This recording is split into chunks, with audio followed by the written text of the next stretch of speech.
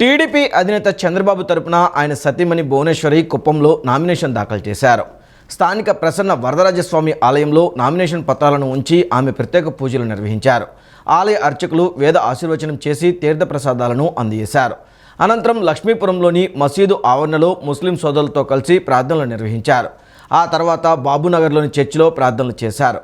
Nomination కార్యక్రమంలో పాల్గొనేందుకు పెద్ద ఎత్తున టీడీపీ, జనసేన, బీజేపీ కార్యకర్తలు తరలివచ్చారు. కియా మోటార్స్ ఐటీ రంగం ప్రతి ఒక్కటి ముందుకు తీసుకొచ్చారు. పరిశ్రమలు కూడా ఆయనను నమ్మి ఏమి లేని మన ఆంధ్ర రాష్ట్రంలో పెట్టుబడి పెట్టడానికి వచ్చారంటే అది ఆయన నాయకత్వం మీద నమ్మకం. అట్లానే మీకు మరొకసారి నేను గుర్తు చేస్తున్నాను, ఈ ఎన్నికల్లో గెలిచిన తర్వాత ఖచ్చితంగా విశాఖలోనే సీఎంగా జగన్మోహన్ రెడ్డి ప్రమాణ స్వీకారం చేస్తారని మంత్రి బొత్స సత్యనారాయణ అన్నారు. చంద్రబాబు ఏనాడు ఉత్తరాంధ్రను పట్టించుకోలేదన్నారు. టీడీపీ వారి దోపిడీ కోసం అమరావతిని తెరపైకి తీసుకొచ్చారని బొత్స విమర్శించారు. తమ ప్రభుత్వం అధికారంలోకి వస్తే విశాఖ నుంచి సీఎం పాలన కొనసాగిస్తారని, ఇక్కడే ప్రమాణ స్వీకారం చేస్తారని రాష్ట్ర విద్యాశాఖ మంత్రి బొత్స సత్యనారాయణ తెలియజేశారు. వెనుకబడిన ఉత్తరాంధ్రను గత టీడీపీ ప్రభుత్వం మరింత వెనుకబాటుకు గురి చేస్తున్నారు. విశాఖకు సహజ వనరులు, పరిశ్రమలు, రోడ్డు, ఎయిర్, సీ కనెక్టివిటీ ఉన్నాయని, ఈ నగరాన్ని అంతర్జాతీయ స్థాయిలో సీఎం తీర్చిదిద్దుతారని తెలియజేశారు. తమ ప్రభుత్వంపై బురద జల్లేందుకు ఉపాధ్యాయుల రిక్రూట్మెంట్ జరగడం లేదని కొంతమంది అసత్యాలు చెబుతున్నారని విమర్శించారు. గత ఎన్నికల్లో సిపిఎస్ రద్దు చేస్తామని హామీ ఇచ్చినప్పటికీ రాష్ట్ర ఆర్థిక పరిస్థితి దృష్ట్యా సాధ్యం కాలేదని, దానికి ప్రత్యామ్నాయంగా ఉద్యోగులకు మేలు చేసే స్కీమ్ను తీసుకువచ్చామని చెప్పుకొచ్చారు. ఉత్తరాంధ్ర సమగ్రాభివృద్ధికి ప్రత్యేక ప్రణాళికలు రూపొందించామని చెప్పారు. నాసిరకం మద్యాన్ని విక్రయిస్తున్నట్టు చంద్రబాబు అండ్ కో విమర్శలు చేస్తున్నారని, వారు ఏ ల్యాబ్లో టెస్టులు చేశారని, నాసిరకమని ధృవీకరించేదెవరని ప్రశ్నించారు. అసలు మద్యపానానికే తమ ప్రభుత్వం వ్యతిరేకమన్నారు. స్టీల్ ప్లాంట్ ప్రైవేటీకరణపై చంద్రబాబు తన వైఖరి ఏంటో చెప్పాలని సవాల్ విసిరారు. జగన్మోహన్ రెడ్డి గారు మా ప్రభుత్వం దాని మీద ప్రత్యేకమైన దృష్టి పెట్టి వీటినన్నింటినీ కూడా ప్రోత్సహిస్తూ, అందుకే గ్లోబల్ ఇన్వెస్ట్మెంట్ కూడా ఇక్కడ పెట్టి ఏదైతే ముంబై, అలాగే హైదరాబాద్, బెంగళూరు, చెన్నై తరహాలో విశాఖపట్నాన్ని కూడా తీర్చిదిద్దాలని కృతజ్ఞతతో ఉన్నామనేది ఈ సందర్భంగా మేము మనం చేస్తాం. మనందరూ తెలుసు, గత సంవత్సరంలో అంతర్జాతీయ విమానాశ్రయానికి ఇక్కడ సుమారు 45-50 కిలోమీటర్ దూరంలో భోగాపురంలో, అంటే అటు విజయనగరం, విశాఖపట్నం జిల్లాలు కలుపుతూ ఎయిర్పోర్ట్కి శంకుస్థాపన చేయడం, దాని పనులప్పుడే ప్రారంభించడం, ఏజెన్సీ కూడా ఫిక్స్ అవ్వడం, దానికి సంబంధించి పనులు మరి త్వరితగతంగా అది అవుతుండడం, సుమారు 4,500 కోట్ల రూపాయలతో పెట్టుబడి దాన్ని మేము పెట్టడం, అది కాక 6 మిలియన్ల ప్యాసింజర్లు సామర్థ్యంతో మొదటిదశగా ఇది వస్తుందనే విషయం. విజయవాడ టీడీపీ ఎంపీ అభ్యర్థిగా కేశినేని శివనాథ్ నామినేషన్ దాఖలు చేశారు. బొద్దా వెంకన్న ఇంటి వద్ద నుండి బయలుదేరి భారీగా ర్యాలీగా వెళ్లి విజయేశ్వర స్వామి ఆలయంలో ప్రత్యేక పూజలు చేసి జనసందోహం నడుమ కలెక్టరేట్ కార్యాలయంలో నామినేషన్ పత్రాలు సమర్పించారు. ఈ ర్యాలీలో ఎంపీ అభ్యర్థితో పాటు ఎమ్మెల్యే గద్దె రామ్మోహన్, బొద్దా వెంకన్న, పట్టాభి, నాగుల్మీరా, తంగిరాల సౌమ్య, ఇతర నాయకులు తదితరులు పాల్గొన్నారు. విజయవాడ టీడీపీ ఎంపీ అభ్యర్థిగా కేశినేని శివనాథ్ నామినేషన్ దాఖలు చేశారు. ముందుగా బొద్దా వెంకన్న ఇంటికి వెళ్లి అక్కడి నుండి ర్యాలీగా బయలుదేరి వెళ్లారు. మహిళలు హారతులు ఇచ్చి ఘన స్వాగతం పలికారు. రథం సెంటర్ వద్ద భారీ గజమాల వేసి తమ అభిమానం చాటుకున్నారు. అక్కడి నుండి విజయేశ్వర స్వామి ఆలయానికి చేరుకుని ప్రత్యేక పూజలు చేశారు. అనంతరం ర్యాలీగా బయలుదేరారు. 1 టౌన్ కాళేశ్వరరావు మార్కెట్ మీదుగా తుమ్మలపల్లి కళాక్షేత్రం చేరుకుని అక్కడి నుండి బందర్ రోడ్ మీదుగా కలెక్టరేట్ కార్యాలయానికి వెళ్లారు. కలెక్టర్కు అందజేశారు. భారీ జనసందోహం నడుమ కార్యకర్తలు అభిమానులకు అభివాదం చేస్తూ ర్యాలీ చేశారు. ఈ నామినేషన్ కార్యక్రమంలో ఎమ్మెల్యే గద్దె రామ్మోహన్, బుద్దా వెంకన్న, పట్టాభి, నాగుల్మీరా, తంగిరాల సౌమ్య, ఇతర నాయకులు పాల్గొన్నారు. ఆంధ్రప్రదేశ్ రాష్ట్రాన్ని జగన్మోహన్ రెడ్డి నుంచి, విజయవాడ నగరాన్ని అవినీతి పరులు, కబ్జాకోరుల నుంచి కాపాడుకోవాలంటే తప్పనిసరిగా సిపిఎం పార్టీ ఇండియా కూటమి అభ్యర్థి అయిన నాకు ఓటు వేసి గెలిపించుకోవాలని సెంట్రల్ నియోజకవర్గ సిపిఎం పార్టీ అభ్యర్థి చిగురుపాటి బాబురావు ప్రజలకు పిలుపునిచ్చారు. ప్రత్యర్థి పార్టీలది ధనబలమని, మాది జనబలమని, నగరంలో మరోసారి కమ్యూనిస్ట్ పార్టీ గెలిపించుకుంటామని ధీమా వ్యక్తం చేశారు. విజయవాడ సెంట్రల్ నియోజకవర్గ సిపిఎం పార్టీ అభ్యర్థి చిగురుపాటి బాబురావు నామినేషన్ కార్యక్రమం అట్టహాసంగా సాగింది. సింగ్ నగర్ పైపుల్ నుంచి ప్రారంభమైన ఎర్రదండు ర్యాలీ అలంకార ధర్నా చౌక్ వరకు సాగింది. ఈ కార్యక్రమంలో మాజీ మంత్రి Vadde Sobhanadreeswararao, MLC KS Lakshmanarao, CPM party మాజీ రాష్ట్ర కార్యదర్శి పి మధు, ప్రత్యేక హోదా సాధన సమితి అధ్యక్షుడు చల్లసాని శ్రీనివాస్, కాంగ్రెస్ రాష్ట్ర నేత సుంకర పద్మశ్రీతో పాటు ఇండియా కూటమి పార్టీలు ముఖ్య నేతలు పాల్గొన్నారు. సెంట్రల్ నియోజకవర్గ సిపిఎం పార్టీ అభ్యర్థి చిగురుపాటి బాబురావు మాట్లాడుతూ, వైఎస్ఆర్సీపీ ప్రభుత్వ పాలనలో విజయవాడ నగరం పూర్తిగా నిర్లక్ష్యానికి గురైందని, మరలా అభివృద్ధి బాటలో నడిపించాలంటే సిపిఎం పార్టీ ఇండియా కూటమిని గెలిపించాలన్నారు. రోజుకో పార్టీలు మార్చేవారు, ఉద్రిక్తతలు రెచ్చగొట్టి నగరాన్ని అతలాకుతలం చేసేవారు కావాలో, నిత్యం ప్రజా సమస్యలపై పోరాడే నాయకులు కావాలో ప్రజలే తేల్చుకోవాలని బాబురావు అన్నారు. ఆంధ్రప్రదేశ్ రాష్ట్రాన్ని జగన్మోహన్ రెడ్డి నుంచి విజయవాడ నగరాన్ని అవినీతి పరుల కబ్జాకోరల నుండి కాపాడుకోవాలంటే తప్పనిసరిగా సిపిఎం పార్టీ ఇండియా కూటమి అభ్యర్థి నాకు ఓటేసి గెలిపించుకోవాలని, అనంతరం సిపిఎం పార్టీ మాజీ రాష్ట్ర కార్యదర్శి పి మధు, కాంగ్రెస్ రాష్ట్ర నేత సుంకర పద్మశ్రీ, ఎమ్మెల్సీ కెఎస్ లక్ష్మణరావు మాట్లాడుతూ, రాష్ట్ర ప్రజల జీవితాలను బుగ్గిపాలు చేస్తున్న వైఎస్ఆర్సీపీ పార్టీని చిత్తుగా ఓడించాలన్నారు. వైఎస్ఆర్సీపీతో పాటు బీజేపీతో జతకట్టి రాష్ట్రాన్ని విధ్వంసం సృష్టించేందుకు సిద్ధమైన ఎన్డీఏ కూటమి అభ్యర్థులను ఎన్నికల్లో ఓడించి తగిన బుద్ధి చెప్పాలని పిలుపునిచ్చారు. విజయవాడని అభివృద్ధి బాటలో నడిపించడం కోసం ఇవాళ ఈ పోరాటం చేస్తున్నాం. ఎవరు కావాలో తెలుసుకోండి. ఇవాళ అవినీతి పరులు, భూ కబ్జాదారులు కాదు, రోజుకో పార్టీ మార్చేవాళ్ళు కాదు, విజయవాడలో ఉద్రిక్తతలు రెచ్చగొట్టి నగరాన్ని అతలాకుతలం చేస్తున్న వాళ్ళు కాదు. శాంతియుత వాతావరణం కావాలంటే సిపిఎంని గెలిపించండి, కమ్యూనిస్టులను గెలిపించండి, ఇండియా కూటమిని గెలిపించండి. కాంగ్రెస్, సిపిఐ, ఆమ్ ఆద్మీ అందరి యొక్క మద్దతుతో పోటీ చేస్తా ఉన్నాం. ఇది మిగతా వాళ్ళది ధనబలం, మాది జనబలం. ఈ జనబలంతో ఈ ర్యాలీ రాబోయేటువంటి విజయానికి నాంది. విజయవాడలో మళ్ళీ కమ్యూనిస్టుల జెండా ఎగరేస్తాం. రాష్ట్రంలోనే సమున్నతంగా నిలబడతాం. సుత్తి కొడవలి నక్షత్రం గుర్తుకి ఓటు వేసి గెలిపించాలని సవినయంగా విజ్ఞప్తి చేస్తున్నాం. గత 15 ఏళ్లుగా విజయవాడ సెంట్రల్ నియోజకవర్గంలో బాబురావు పాల్గొనని సమస్య లేదు, పాల్గొనని ఉద్యమం లేదు. గత 10 ఏళ్లుగా ఆయన మీద 70 కేసులు పెట్టబడినాయి అంటే మనం అర్థం చేసుకోవాలి. విజయవాడ సెంట్రల్ నియోజకవర్గంలో కానీ విజయవాడలో కానీ బాబురావు పాల్గొనని ప్రజా ఉద్యమమే లేదు. అందువల్ల ఈరోజు ప్రజాసేవకు అంకితమై ప్రజల కోసం అహరహరం పనిచేస్తున్న బాబురావు గెలుపు ప్రజాస్వామ్యాన్ని గెలుపని తెలియజేస్తూ, అందువల్లనే మేము పీడీఎఫ్ ఎమ్మెల్సీలుగా బాబురావుకు మద్దతు ఇవ్వాలని నిర్ణయించాం. ఆ మద్దతుకు అనుగుణంగా ఉద్యోగులు, ఉపాధ్యాయులు, పెన్షనర్లు అందరూ కూడా సిపిఎం అభ్యర్థికి మద్దతు ఇవ్వాలని మేము హృదయపూర్వకంగా కోరుతూ, తెలుగుదేశం పెళ్లికి పోతా పిల్లిని సంఘన పెట్టుకొచ్చినట్టు బీజేపీని సంఘన పెట్టుకొని వచ్చి మన రాష్ట్రంలో అటు బీజేపీ, అటు వైఎస్ఆర్ పార్టీ, ఇటు తెలుగుదేశం ఇద్దరు కూడా బీజేపీని బలపరిచి రాష్ట్ర ప్రయోజనాల్ని మంటగలుపుతున్నారు. ఈ దుర్మార్గపు రాజకీయ పరిస్థితిని ఎదుర్కోవాలని కమ్యూనిస్టులు, కాంగ్రెసు, వామపక్షాలు కలిసి పోటీ చేస్తున్నాయి. ఆమ్ ఆద్మీ పార్టీ ఇతర మిత్రులందరూ కూడా బలపరుస్తున్నారు. ఈ తరుణంలో ప్రజలందరూ సహకరించి చిగురుపాటి బాబురావుని గెలిపించాలని, చిత్తుగా తెలుగుదేశాన్ని, వైసీపీని ఓడించాలని చెప్పేసి మేము విజ్ఞప్తి చేస్తాం. జగన్మోహన్ రెడ్డి కూడా 5 రాష్ట్రాలని దాచుకునే ఎజెండాతో పెట్టుకుని ప్రజల్ని మోసం చేసి ఉన్నాడు. వీళ్ళిద్దరినీ కూడా ఎవరు నమ్మవద్దు.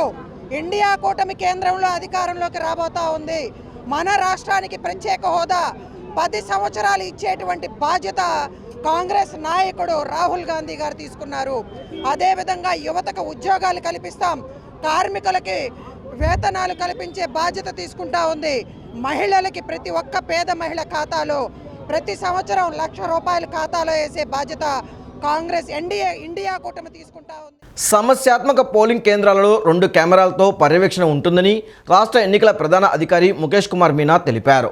ఇప్పటి వరకు 44,163 మంది వాలంటీర్లు రాజీనామా చేశారని, 10,017 మందిని విధుల నుంచి తప్పించామని తెలిపారు. రాష్ట్ర వ్యాప్తంగా ఇప్పటి వరకు 180 కోట్ల మేర నగదు, ఇతర వస్తువులను సీజ్ చేశామని వివరించారు. ముఖ్యమంత్రి జగన్పై రాయిదాడి ఘటనలో ఒకరిని అరెస్ట్ చేశారని మీనా తెలిపారు. ఈ వ్యవహారంపై పోలీస్ ప్రత్యేక పరిశీలకుడు త్వరలోనే ఈసీకి నివేదిస్తారని, తదుపరి చర్యలు ఉంటాయన్నారు. రాష్ట్ర ఎన్నికల ప్రధానాధికారి ముఖేష్ కుమార్ మీనా నిన్న విలేకరుల సమావేశం నిర్వహించారు. సమావేశంలో ఆయన మాట్లాడుతూ ముఖ్యమంత్రి జగన్పై రాయి దాడి ఘటనలో ఒకరిని అరెస్టు చేశారని మీనా తెలిపారు. ఈ వ్యవహారంపై పోలీసు ప్రత్యేక పరిశీలకుడు త్వరలోనే ఈసీకి నివేదిస్తారని, తదుపరి చర్యలు ఉంటాయన్నారు. అరకు, పాడేరు, రంపచోడవరంలో ఉదయం 7 గంటల నుంచి సాయంత్రం 4 గంటల వరకు, పాలకొండ, కురుపాం, సాలూరులో ఉదయం 7 గంటల నుంచి సాయంత్రం 5 గంటల వరకు, రాష్ట్రంలోని మిగిలిన అన్ని నియోజకవర్గాల్లో ఉదయం 7 గంటల నుంచి సాయంత్రం 6 గంటల వరకు పోలింగ్ జరుగుతుందన్నారు. రాష్ట్ర స్థాయిలో ఇప్పటికే 3 పర్యవేక్షకులను ఈసీ నియమించిందన్నారు. ఈ నెల 22 వరకు హోమ్ ఓటింగు దరఖాస్తు చేసుకునే అవకాశం ఉందని, 85 ఏళ్లు దాటిన వారు, దివ్యాంగులకు పోస్టల్ బ్యాలెట్ ఫారాలు ఇస్తామన్నారు. పోస్టల్ బ్యాలెట్ ఫారాలపై హోమ్ ఓటింగ్కు అనుమతి ఇవ్వాలని, ప్రభుత్వ ఉద్యోగులకు పోస్టల్ బ్యాలెట్ ద్వారా ఓటింగ్కు అవకాశం ఉందన్నారు. పోలింగ్ విధుల్లో 3.3 లక్షల మంది సిబ్బంది ఉంటారన్నారు. రాష్ట్రానికి 300 కంపెనీల బలగాలు వస్తాయని, బలగాలతో కలుపుకుని 5.26 లక్షల మంది విధుల్లో పాల్గొంటారు అని సీఈఓ తెలియజేశారు. ఏ ప్లేస్లో ఏ టైం నుంచి ఏ టైం వరకు ఎవరు ఆరో, లేకపోతే ఆయన లేనప్పుడు who is the ARO who is authorised to take the nomination, that declaration morning ఇవ్వడం జరిగింది. 26th scrutiny of nomination papers ఇవ్వడం జరుగుతుంది. దెన్ విత్డ్రాల్ అంటే 26 తర్వాత స్క్రూటనీ పూర్తి అయిన తర్వాత number of candidates who are qualified, అది మనకు లిస్ట్ వస్తుంది. ఆ క్వాలిఫైడ్ క్యాండిడేట్ నుంచి they can withdraw their nomination till 29th. And then 29 తర్వాత ఫైనల్ లిస్ట్ మనకు వస్తుంది. ఆ final list then we prepare the ballot papers for that final list and then start commissioning of the machines. 13th May మనకు polling ఉంటుంది and then 4th June counting. State లెవెల్లో 3 observers మనకు appoint అయ్యారు. వాళ్ళు 1 visit already చేసినారు. ఆ state లెవెల్లో monitor చేయడం కోసం ఒక జనరల్ అబ్జర్వర్, పోలీస్ అబ్జర్వర్, తర్వాత ఎక్స్పెండిచర్ అబ్జర్వర్ ఆమె వచ్చింది. అపార్ట్ ఫ్రమ్ దాట్ ప్రతి జిల్లాకి, ప్రతి కాన్స్టిట్యున్సీకి మనకు general observer, police observer, expenditure observer వస్తారు. సో మొత్తం 175 కాన్స్టిట్యున్సీస్ కోసం మనకు 50 మంది జనరల్ అబ్జర్వర్స్ వస్తారు. సో ఒక్కొక్క జనరల్ అబ్జర్వర్ 3 to 4 కాన్స్టిట్యున్సీస్ని చూస్తారు.